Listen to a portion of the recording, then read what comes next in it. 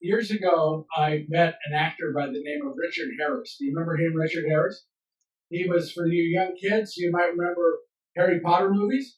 He was the first Dumbledore. And for older folks like me, we remember him in Camelot and a bunch of other things, A Man Called Horse.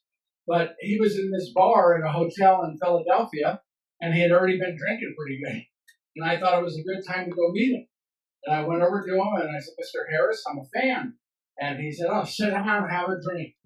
So I sat down and we started talking, and we got talking about love. And he told me he saw true love once in his life. And I said, oh, where was that? And he said it was a pub in England.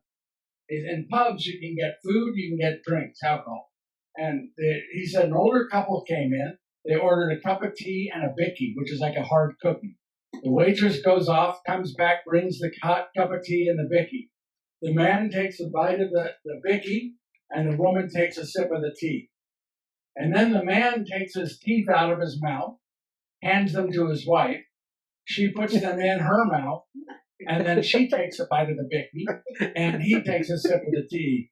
And Richard Harris said, that's true love. Because sometimes love is yucky. Amen? Sometimes, but there was nothing really pristine about Jesus on that cross. And that was the purest sign of love, show of love that we could ever see. So we're called to be people in today's gospel who love Jesus by keeping his commandments. And his number one commandment to love each other, right? Love God and love each other.